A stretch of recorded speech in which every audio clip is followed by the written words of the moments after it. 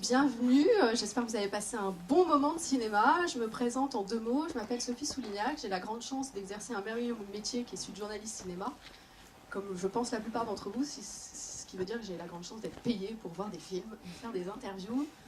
Et aujourd'hui, vous présentez une réalisatrice et une actrice qui ont pas mal de points communs, notamment un vrai goût pour l'éclectisme, parce que Diane Curis, qu'elle adopte un ton doux, amer, dramatique ou drôle, qu'elle signe des histoires liées au destin de sa famille ou qu'elle nous invente des comédies, des histoires passionnées, des destins contrariés, eh bien, elle a le même éclectisme qu'une Sylvie Testu, qui est capable de se fondre dans n'importe quel personnage.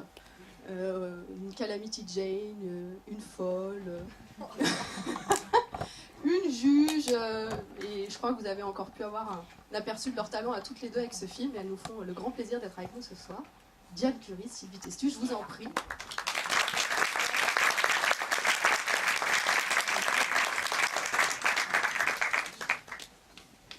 Et donc voilà, vous allez pouvoir leur poser toutes les questions, enfin presque toutes, dans les limites du raisonnable. Et peut-être c'est moi qui vais ouvrir le bal, parce que je connais quelques secrets de fabrication de ce film. Mais je pense que ce que peut-être vous avez tous envie de savoir, c'est comment est née cette aventure. Vous vous connaissez très bien. Diane, vous avez dirigé Sylvie à 2 reprises. On ne dirige pas Sylvie. Non, on a travaillé ensemble, oui, bien sûr, à 2 reprises pour Sagan. Et puis dans mon dernier film, elle a accepté de jouer m'approcher très près de toi. Voilà. Oui, parce que ce dernier film, c'était encore une fois très lié au destin de votre famille. Oui, ça s'appelait Pour une femme. Voilà, Pour une femme. Et c'était l'histoire d'une cinéaste qui recherchait un peu les origines de sa famille et elle a joué la cinéaste. Donc je me suis un petit peu... C'est ma Jean-Pierre Léo à moi. Voilà, et là, elle joue à nouveau la cinéaste en herbe. Qui foire un peu. En même temps, on l'aide bien à foirer.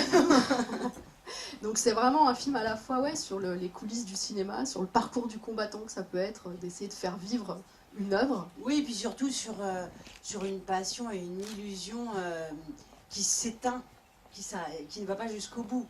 Et donc la déception de voir un rêve qui s'en va, quoi. Diane, quand est-ce que vous avez eu envie d'adapter le livre de Sylvie? Parce que Sylvie, vous aviez raconté cette mésaventure d'apprentie réalisatrice confrontée à des producteurs, on va dire, assez compliqués, et c'est un euphémisme. Vous aviez lu le livre, vous étiez tout de suite dit... Quand j'ai lu le livre, j'ai été très... je me suis d'abord beaucoup amusée, parce que le livre est très drôle. Et puis vous connaissez très bien Sylvie. Et je connais bien Sylvie, et je connaissais un petit peu l'histoire. Je l'avais un petit peu vécu, mais de loin, enfin pas comme elle. Et quand j'ai lu le livre, oui, j'ai tout de suite imaginé le film, et j'étais très émue aussi en le terminant, parce que l'histoire le livre est, je crois, peut-être plus poignant. Nous, on en a fait vraiment une comédie déjantée. Bon, j'ai eu envie de m'amuser plus qu'elle ne s'est amusée, mais le livre est quand même très drôle. Et j'étais très émue et je l'ai appelé tout de suite en lui disant, écoute, je trouve ça absolument formidable, magnifique. Et si tu veux pas le faire toi, si tu veux bien, je veux bien le réaliser. Voilà. Alors vous n'aviez jamais imaginé le réaliser vous-même? Non, en fait, on me l'a proposé, mais en fait, je dis souvent la même chose, c'est-à-dire que j'ai fini moi mon job en fait quand j'ai fini le livre.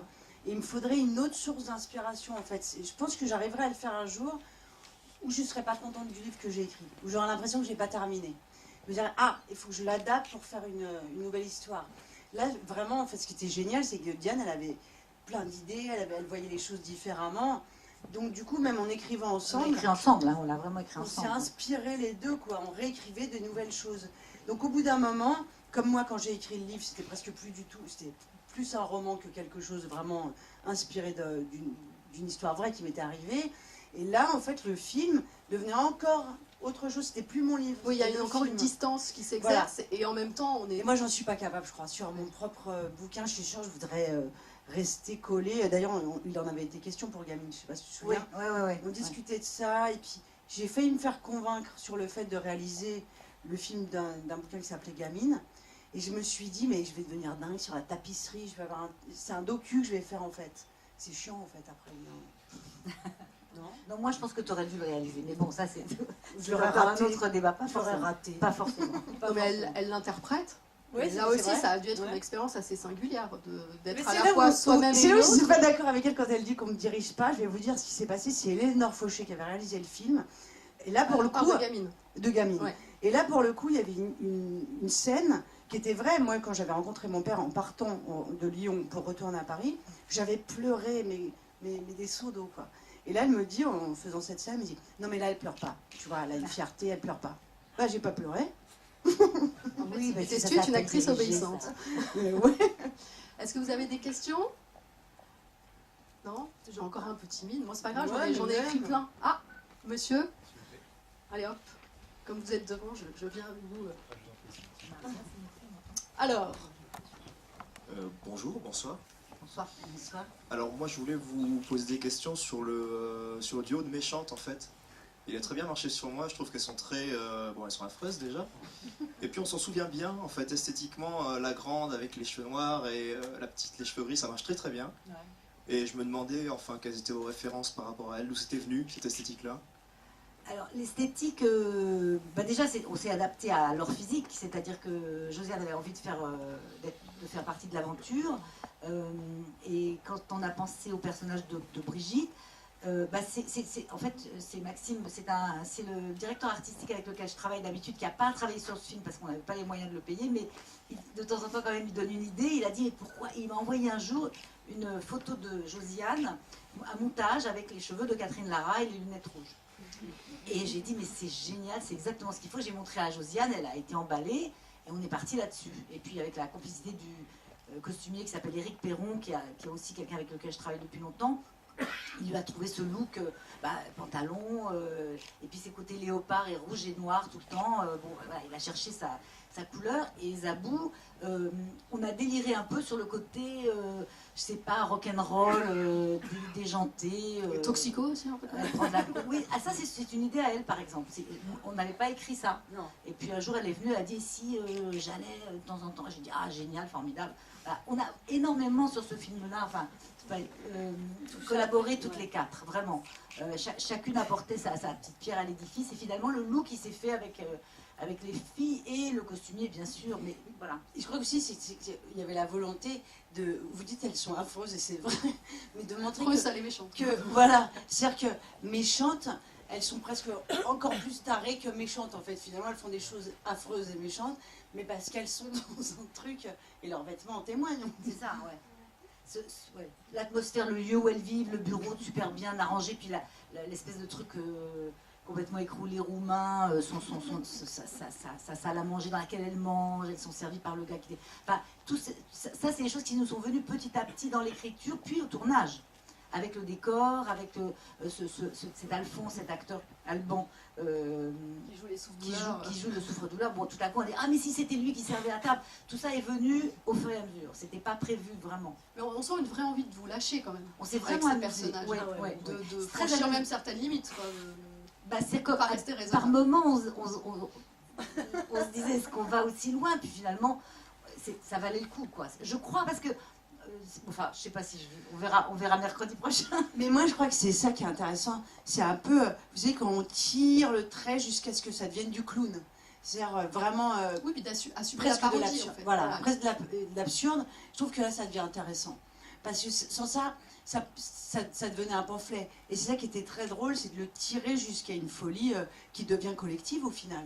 Parce qu'elles deux sont folles, mais mon personnage, il tient pas bien debout non plus, quoi. Non, puis on est étonnés, hein. C'est-à-dire que je sais pas à quel point c'est autobiographique ou pas, mais on se dit, moi j'ai l'image de Sylvie Tessu, je pense que c'est un peu pareil. Voilà, une femme qui a une certaine forme de volonté, qui s'en laisse pas compter, enfin pas une petite chose fragile, hein, son petit côté menu. Et là on se dit, mon Dieu, quoi, elle est prête à, elle délaisse complètement sa famille, ça, en fait. Elle est prête à renoncer à son scénar, à tous ses choix artistiques, et on a du mal à le croire. Non, mais en fait, c'est toujours le principe, c'est on écrit pourquoi on se met en scène. Je pense que moi, je le fais pour me distancier et me dire, ah bon, bah voilà, il n'y a plus qu'on coin quand même. Ça m'aide. Bon, ça doit vous inspirer des questions, cet aveu de grande honnêteté. Hop. On en a un autre. Ah ben voilà, vous allez vous le faire passer. Oui. Je suis désolée, mais il est tard, je suis fatiguée. Hop.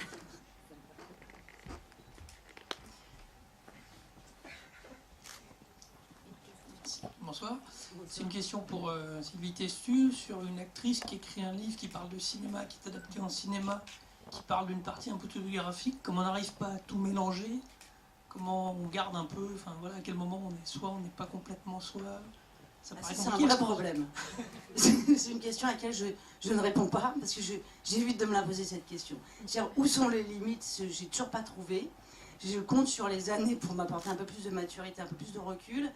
Mais c'est vrai que c'est une question qu'on pose souvent aux acteurs. C'est quelle est la part de vous, quelle est la part de personnage? Et je pense qu'il y a deux solutions. Ou on le prend comme une faiblesse en se disant « Ouh là là, je suis perdue dans les méandres des personnages », ou on le prend comme un avantage, c'est-à-dire en se disant oh, « J'ai la possibilité aussi d'être ça. Oh, je peux aussi faire ça. » Et de dire « Tout ça, c'est moi. Tous les personnages que j'ai joués, ce que j'écris, ce qui va venir demain. » Comme ça, au moins, je me cantonne pas à un tout petit truc. Et j'en fais pas le contour. Mais là, il y a limite une impression de déjà vu, parce que c'est quelque chose que vous avez largement vécu. Donc, qu'est-ce que ça vous a apporté finalement de jouer ce rôle? Non, en fait, c'est pas du tout. Pour moi, en tout cas, j'ai pas ce sentiment-là. Par exemple, moi, je pars vraiment à chaque fois, mais je pense que ça n'est pas que moi, c'est un peu le principe des écrivains.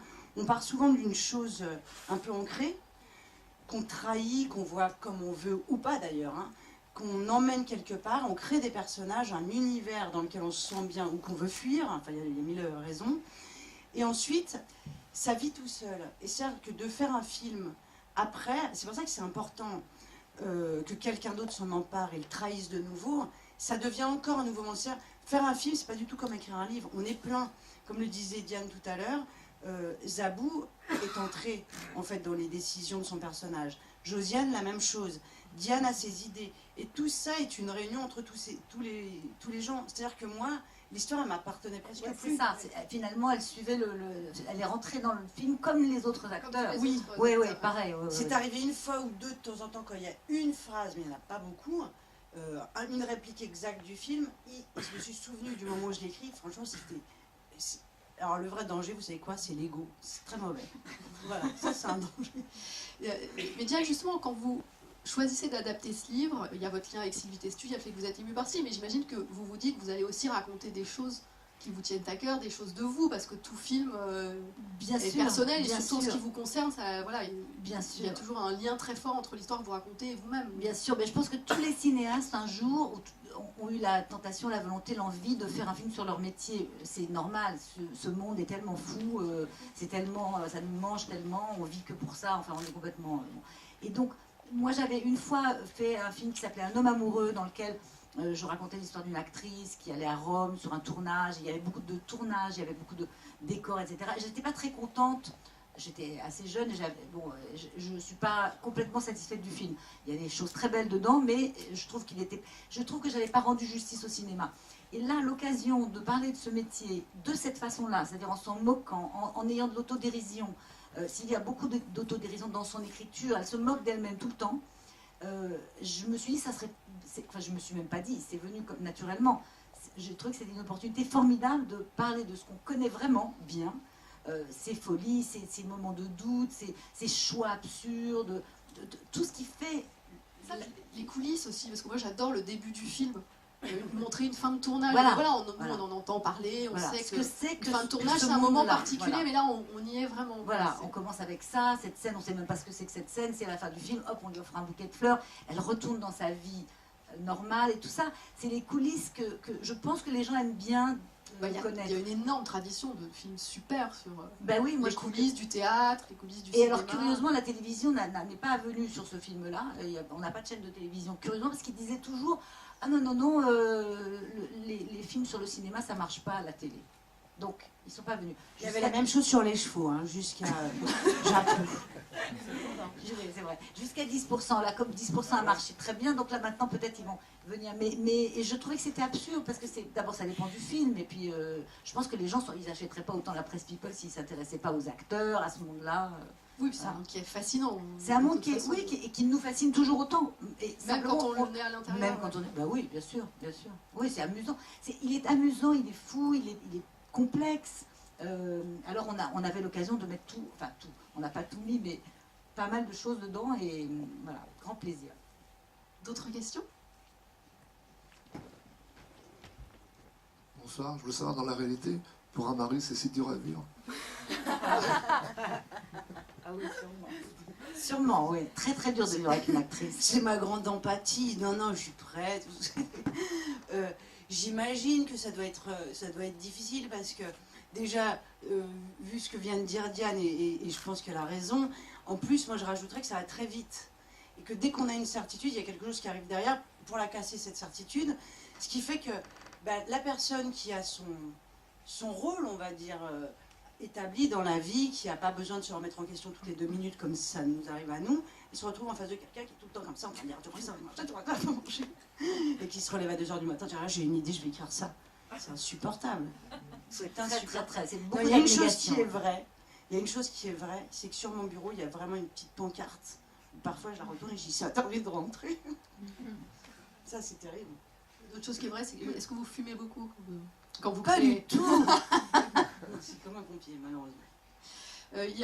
On parlait de toute cette autodérision et tout. Il y a Diane, je voulais rappeler, vous aviez commencé comme actrice, ouais, et que vous racontez 2-3 choses sur les comédiennes. On a fait le même rôle. C'est vrai? Ah oui, moi j'ai Casimir et Caroline. Oui, on l'a joué. Il y a des années, j'ai joué à la cartoucherie de ma scène une pièce qui s'appelait Casimir et Caroline. Et un jour, Sylvie me dit, je vais jouer Caroline. Je dis, c'est pas possible. On a des points communs. C'est une pièce qui est assez peu montée. C'est vrai, très peu montée. Elle a été montée 2 fois en France. Ouais, c'est ça. On est nés à Lyon toutes les deux aussi. À la Croix-Rousse, on a des points communs. Vous êtes des canuts. On est, un peu. Et on fait pas 1m80, ni l'une ni l'autre. Mais il y a une chose aussi qui m'a amusée quand je suis rentrée dans l'adaptation avec Sylvie, c'est que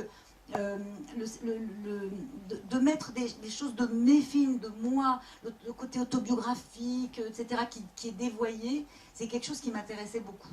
Enfin, je trouvais que c'était intéressant que son sujet soit si personnel.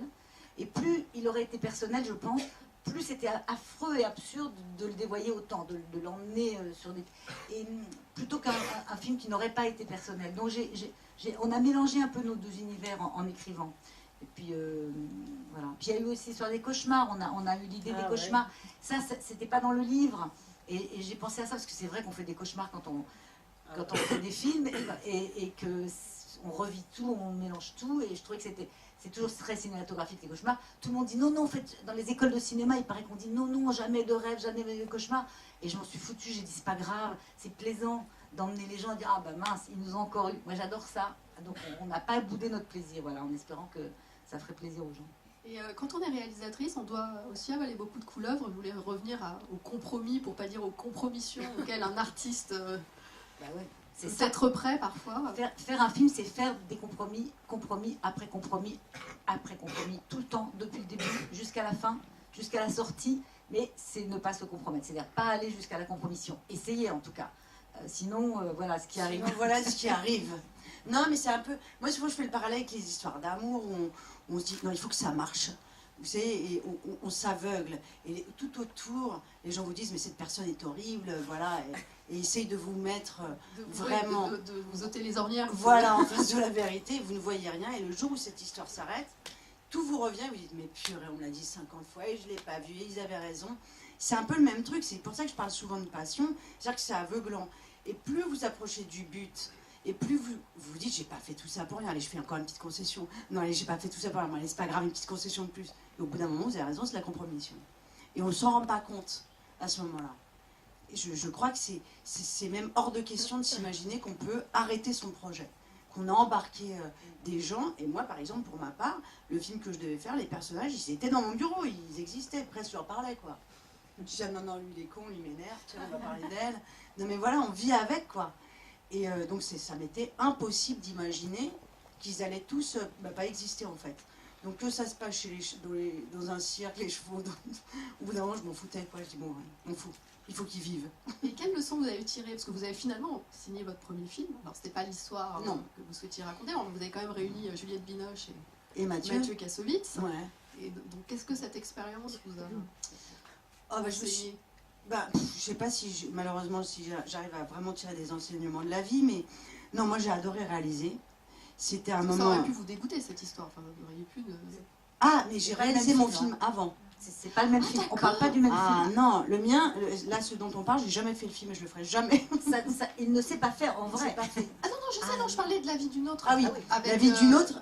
Vous l'avez réalisé après cette mésaventure? Ah non, avant. l'inverse. D'accord. L'inverse. Non, non, non. Et c'est pour ça que j'étais bien triste parce que le premier film à réaliser, j'ai adoré ça. Ouais. En plus, j'avais quand même les 2 acteurs formidables. C'était un moment incroyable. Voilà. Et je me suis rendu compte, en fait, de plein de choses. En fait, je pense que les réalisateurs devraient jouer la comédie et les acteurs devraient réaliser un film un jour, quoi. Et il y a plein de choses qui s'en vont, en fait. Je donne un exemple, je sais pas si c'est... Et vous me dites si c'est chiant. Hein. Et surtout, vous pouvez nous interrompre pour poser des questions. Hein. Et si on parlait de moi? Non, parce que 3 filles, j'ai comme ça, un peu au bout d'un moment. Et je lui parlais de moi. Non, mais j'arrête. Alors, des questions? Oui, je voulais savoir, quand on fait une comédie satirique comme ça, est-ce qu'à un moment, on pense à la vie américaine de Truffaut? Est-ce qu'on se dit qu'on va encore plus loin, qu'on re-rentre dedans et qu'on permet aux spectateurs de redécouvrir encore plus On pense à tous les films sur le cinéma. Moi, j'en ai vu plein, je les ai tous vus, c'est normal. Enfin, tous vus, peut-être pas tous, mais depuis The Bad and the Beautiful. Enfin, j'en ai vu plein, je les adore. Ça tourne à Manhattan. Ça tourne à Manhattan et Panique à Hollywood. Je les adore. Moi, c'est des films que j'aime, voilà. Bien sûr qu'on y pense. Et on essaie de faire sa nuit américaine à soi.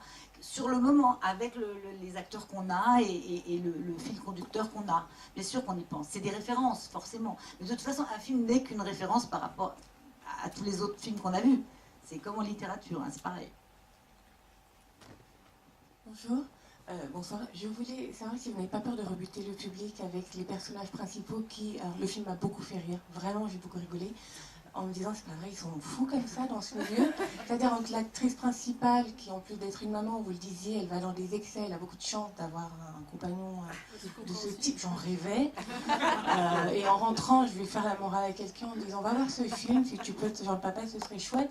Mais pour moi, c'était pas la réalité. Je dis, c'est pas possible d'être barré à ce point. Les deux méchantes, d'accord, mais la réalisatrice, actrice, elle crève pas de faim. Elle est plutôt une actrice à succès. Qu'est-ce qui fait qu'on devienne... à ce point, moi, je cherchais un personnage qui me ramenait à la réalité. Il n'y avait que l'agent. Malheureusement, je ne le voyais pas beaucoup. J'avais besoin comme ça d'un bol d'air tout le temps de quelqu'un qui a encore les pieds sur terre. Et j'ai peur qu'à la fin, les gens sortent en te disant, c'est vrai, c'est drôle, mais est-ce qu'ils ne sont pas tous fous dans ce C'est milieu? possible, c'est possible. Il y a l'agent, il y a le mari, il y a la sœur. Mais le mari, il n'a même pas l'air d'exister. C'est pas possible. Il est trop beau. Voilà, il est trop beau, elle vient de dire. Elle avait pas le micro, il est trop beau, elle a dit.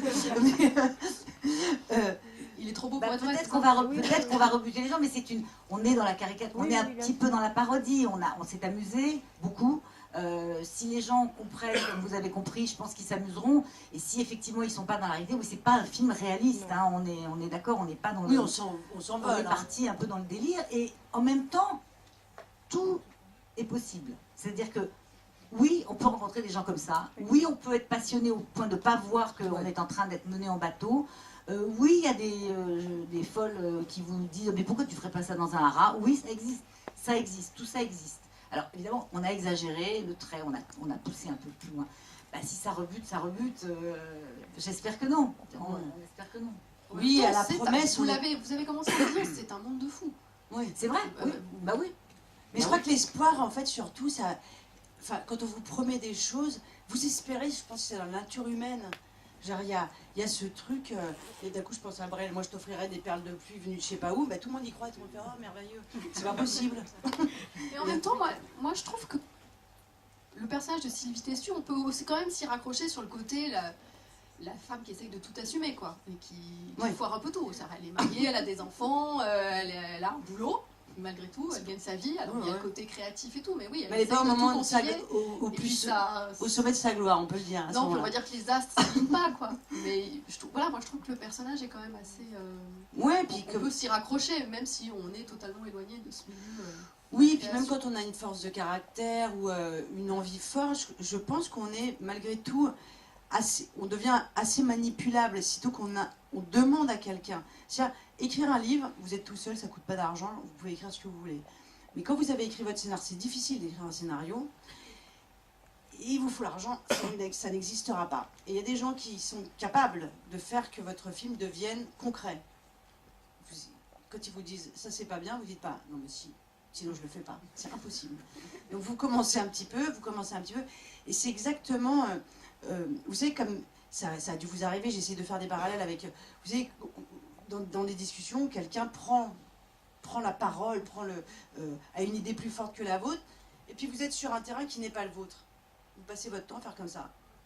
Et vous ne prendrez pas la parole parce que c'est pas vous qui menez le débat. Et c'est un peu la même chose, c'est-à-dire c'est subitement la personne vous dit non mais ça c'est con, tu vois, il vaut mieux aller par là. Vous êtes en enquête, vous dites ah ouais peut-être ce serait pas mal. Et au bout d'un moment vous êtes en train de vous débattre dans des trucs. Et puis quelquefois il n'y a pas de point d'identification réel dans un film. On peut aussi ne pas s'identifier au tueur, à l'assassin. Voilà. Star Wars, c'est un peu difficile aussi. Voilà par exemple. Ça n'empêche pas que ça dépend qui. Ah oui, Chewbacca. Donc c'est aussi un moment à partager, voilà, c'est ça. Et puis je trouve qu'on sent une vraie jubilation, de la part notamment de la part de Josiane Balasco et de Zabou Redman. On en parlait tout à l'heure, de tirer le fil le plus possible et puis de partir dans des délires. Je trouve qu'on sent leur plaisir de voilà, jouer. c'est ça. Alors voilà, et souvent ce plaisir il est communicatif, enfin j'espère. Bonsoir. Bon, pour le coup, j'ai une question un peu moins sérieuse, là.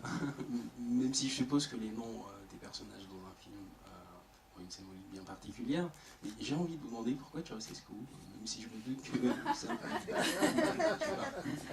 Parce qu'on trouvait que c'était un nom assez peu sympathique finalement. Très évocateur.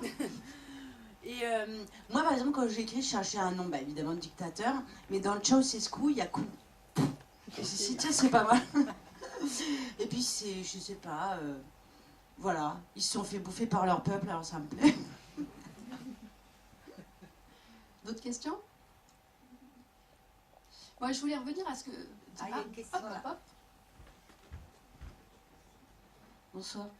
Je voudrais savoir justement si vous avez un peu tourné en province avec ce film et les réactions qu'il y a eu du public. Non, vous êtes quasiment les premiers spectateurs, hein. On n'a pas tourné du tout en province. Et c'est même pas quasiment, vous êtes les premiers spectateurs. Oui, c'est ça. Voilà, c'est vraiment les seules projections qui ont eu lieu à Paris, et c'était des projections pour la presse, et c'est tout. Donc on a une avant-première demain au Halles et après au Champs-Élysées. C'était une presse parisienne. Et c'était une presse parisienne, la presse de province ne l'a pas vue. Du tout, pas du tout. Donc on n'a aucune idée en fait de la réaction que va avoir le public, parce qu'on n'a pas eu de retour du tout du public.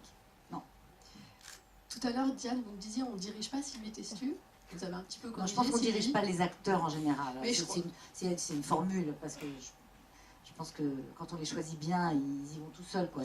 Mais non, maintenant, je voulais inverser la question et demander à Sylvie Testu, quelle réalisatrice est Diane Curis? Elle est enthousiaste. En fait, vous savez, un jour, je lui ai dit, elle s'est moquée de moi, parce que je dis, c'est bien, parce que je comprends tout ce que tu dis. C'est pas toujours le cas. Je peux vous dire qu'il y a des réalisateurs qui vous disent bon, tu vas rentrer à droite et puis tu vas rentrer à gauche, et s'il te plaît, il y a deux trucs en même temps, c'est pas possible. On demande parfois aux acteurs des choses qui sont c'est pas faisable, quoi, c'est contradictoire. Et voilà, entre ceux qui ont peur de ce qu'ils sont en train de filmer, ceux qui c'est pas très en place dans leur tête, ou qui sont angoissés, par exemple. Elle a rien de tout ça. Elle sait ce qu'elle veut pas, ce qui est déjà énorme. Et donc, du coup, on a derrière une liberté de proposer. Elle va dire oui ou non. Et elle va rire quand c'est... Enfin, si ça la fait marrer. Enfin, t'as pas de trouble, quoi, en particulier. Enfin, on se marre bien, quoi. Il n'y a pas de truc... Moi, par exemple, en dirigeant, la première semaine, j'étais tellement fan de mes acteurs, je ricanais tout le temps. Moi, je me dis, ça va pas du tout. Ils vont regarder, ils vont me dire, dis donc, cocotte, t'es mignonne, mais t'arrêtes de rigoler, quoi. J'étais toute contente. Et soulever une tâche, je trouvais ça super. Non, il faut quand même faire quelque chose, quoi. Mais ça m'a pris une semaine, quand même. Et cela dit, à l'inverse, moi, il y a des réalisateurs qui ont peur de leurs comédiens. C'est ça. Qui maintiennent une forme de distance.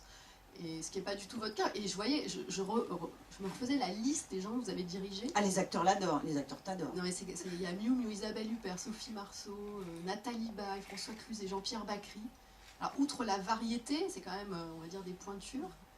Ils sont devenus les pointures. Au début, ils n'étaient pas connus. Non, ça fait longtemps que je fais ce métier. Non, mais parce que moi, j'ai été comédienne. J'étais une toute petite comédienne de rien du tout pendant quelques années, surtout au théâtre, un peu de télé, pas grand-chose. Quand je me suis aperçue que ça ne viendrait pas par là et que j'avais vraiment besoin de m'exprimer, je me suis dit, il faut écrire. Il faut écrire mon propre histoire. J'ai écrit Diabolomante. C'était mon premier film et ça a été mon plus gros succès. C'est difficile de se relever d'un premier film qui est un grand succès. Mais j'ai continué mon petit bonhomme de chemin et finalement, les acteurs me font pas peur parce que je suis passée un peu par là. En tout cas, je suis passée par le côté douloureux d'acteur. Je ne suis pas passée par le plaisir de ce que c'est qu'être un acteur. Mais je sais leur parler parce que je les comprends. Enfin, je sais que tu es dans la vérité aussi. Et puis que quand on écrit, je pense qu'écrire un scénario, c'est aussi mettre en bouche des choses qu'on peut dire. Et ça aide d'avoir été un acteur. Je pense que tous les metteurs en scène ont été... Enfin, beaucoup de metteurs en scène ont été des acteurs. Énormément. Je parle même pas de Charlie Chaplin, mais plein. Woody Allen, enfin, on peut les citer. Ils ont presque tous, enfin, pour la plupart, été des acteurs, je pense. Et surtout ceux qui écrivent bon, Truffaut n'était pas très bon, mais la plupart des autres, non, comme acteur, il n'était pas très bon. Et il dirigeait d'ailleurs pas très bien. C'est-à-dire que Léo, il parle faux, mais c'est ça la magnificence de Truffaut. Mais la plupart, ils ont... Donc c'est ça, je les connais et je les aime et j'ai pas peur. Donc voilà. Donc ça fait un discours, un dialogue facile. Ouais. Et puis j'aime bien. Mais qu'est-ce qui fait justement parce que là on parle d'un film sur parfois la difficulté de créer, qu'on vous laisse faire librement. Qu'est-ce qui fait qu'on garde la foi et l'enthousiasme? Vous nous disiez tout à l'heure que le film n'avait pas été soutenu par des chaînes de télé. Alors c'est la quand même, hein, j'en parle parce que c'est mon patron. Mais voilà, qu'est-ce qui fait qu'on s'accroche, qu'on garde la foi? On n'a pas vraiment le choix parce qu'on a choisi ce métier, qu'il faut quand même qu'on y arrive. Enfin, je sais pas, c'est une espèce de conviction profonde qu'on va y arriver. Sybille, dans le film, elle a cette conviction profonde. Il se trouve qu'elle n'est pas la productrice. Moi, je produis mes films. J'ai toujours été dans la production de mes films, donc pour garder une indépendance. Ça ne veut pas dire que je suis riche, ça veut dire que je veux avoir le droit de dire on fait pas. Et du coup, ça me donne une sorte de contrôle. Après, l'argent, il faut le trouver. Et donc cette foi, oui, je sais pas, elle doit être, je sais pas, on la garde, il ne faut pas la perdre. Si vous la perdez, vous arrêtez. Comme actrice, vous n'avez jamais perdu le plaisir de jouer? Non, pas pour l'instant. Bah non, si on le perd, je pense que c'est une catastrophe. C'est difficile d'être... Non, mais on peut avoir des moments où... Non, on a pas les bons scénars, pas les bonnes voilà. rencontres. Parfois, ça arrive de se rendre compte sur un plateau, puis si on le sait immédiatement, on se dit, eh merde, j'ai fait une connerie. Ça doit être horrible. Ça doit être... Ouais, c'est super dur de se lever à 5h du matin et dire, oh, ça m'est arrivé, malheureusement. Bon, il y a beaucoup de monde sur un plateau. Il y a toujours une personne, on se dit, bon, allez, on va déconner, quoi. Et puis tant pis, on est en colo pendant le tournage, quoi. Ça, c'est horrible. Et c'est horrible aussi quand on a un acteur ou une actrice, on se dit, oh là là, je me suis trompée. Ça, c'est affreux. Ça vous est arrivé? Ouais, ça m'est arrivé. C'est épouvantable. C'est en général très vite, parce que à la première scène un peu difficile. Et alors, on est obligé d'aller au bout, parce que qu'est-ce qu'on fait? Là, vous êtes en train de comprendre le trac des acteurs. On flippe tous d'être celui dont elle ça.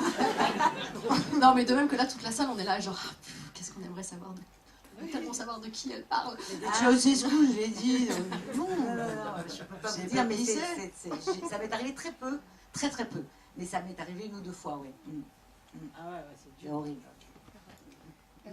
La fois dont vous parlez, j'ai cru à un moment que c'était votre intention en réalisant ce film.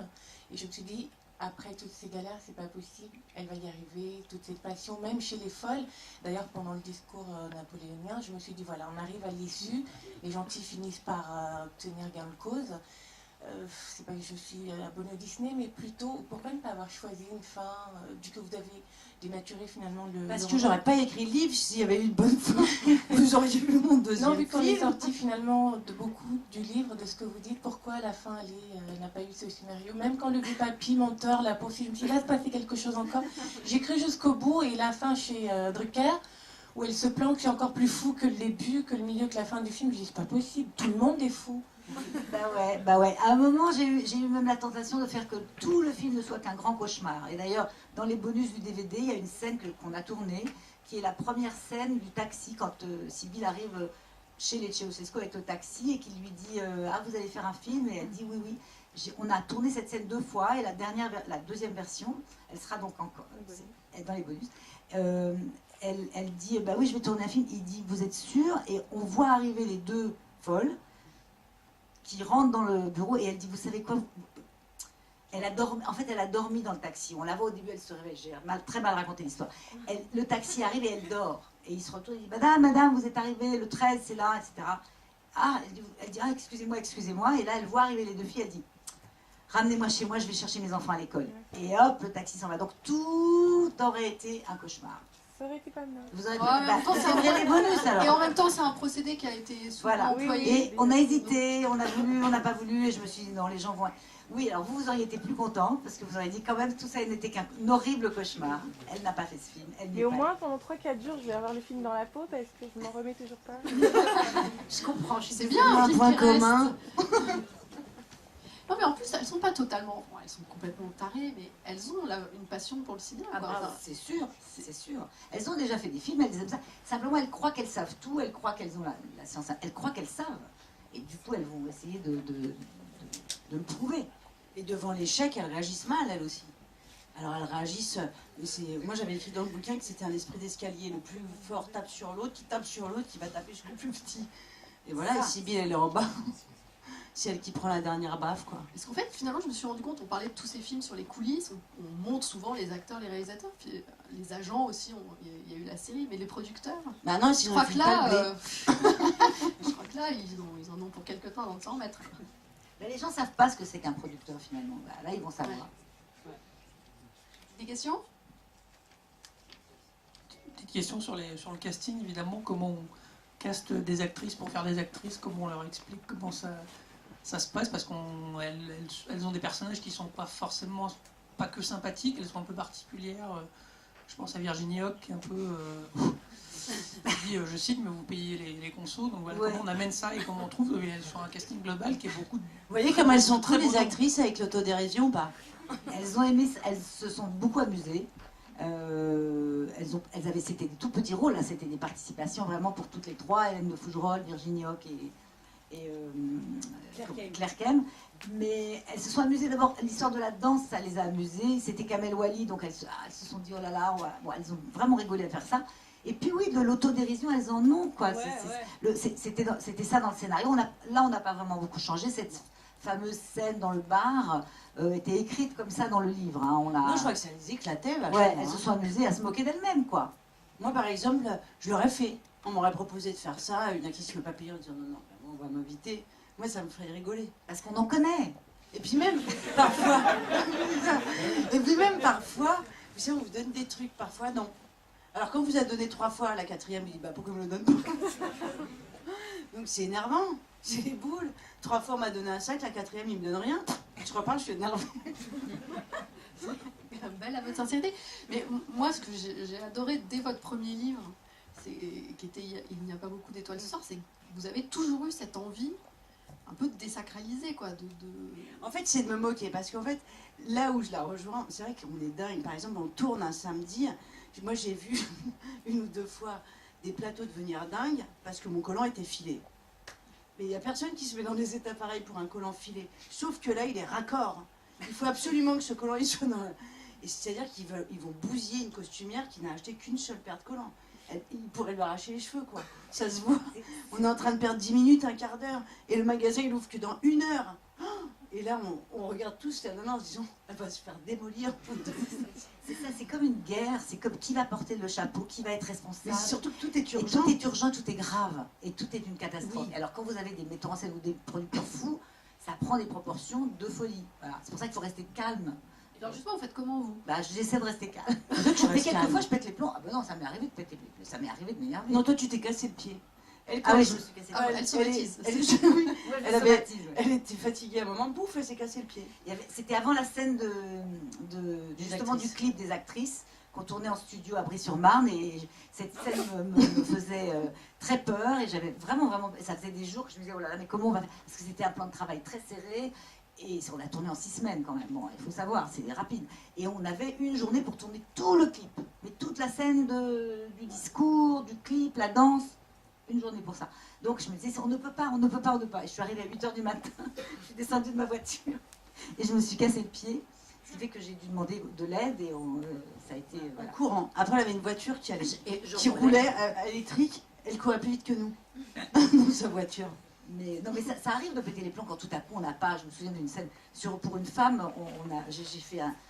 Je suis devenue folle à un moment, parce qu'on tournait une scène très dramatique avec Benoît Magimel, tu étais là, qui devait mourir dans son lit d'hôpital, et j'arrive, et on avait évidemment prévu un truc blanc, enfin, et il m'amène le truc, vous savez, les trucs maintenant, on met les trucs à fleurs, Et je voyais... De maternité, quoi. Voilà, il jouait, déjà c'était dur le maquillage, il devait avoir 70 ans, enfin, c'était horrible. Et là, je vois ce truc à fleurs et je deviens folle. Et je prends le costumier et je dis, mais comment? Et je suis partie du tournage, je me rappellerai toute ma vie. Laissant tout le monde, je ne savais même plus où j'allais, je ne savais pas ce que je faisais. J'avais abandonné le plateau et je descendais les escaliers de l'hôpital sans aller à garde. Et là, j'ai croisé une infirmière et je lui dis, vous savez pas où il y a des blouses normales? Et elle me dit, ben si, là, le placard, il y a... Et elle m'a sorti, il y avait 18 piles de blouses normales. Et je suis revenue triomphante avec ma blouse normale, mais sinon, je ne savais pas où j'allais. Bon, je serais revenue éventuellement. Tu serais pas calmée tout de suite. Non, j'aurais mis du temps. Voilà, ça arrive. C'est vrai, vous êtes vraiment dingue. On est dingue. Non, et moi c'est ce que j'avais écrit dans mon bouquin. Quand un jour une cascadeuse qui devait me doubler moi est arrivée, c'était la cascadeuse de Penelope Cruz, cheveux noirs, pommade, les yeux noirs, et ils voulaient la filmer de plus près. Et là, d'un coup, tous en panique, ils viennent me voir à 7h du matin en me disant « Est-ce que tu sais sauter par la fenêtre ?» Ça, c'est vrai. Ça, c'est du véritable. J'ai dit « Tous les matins, j'essaye. » Aucun problème.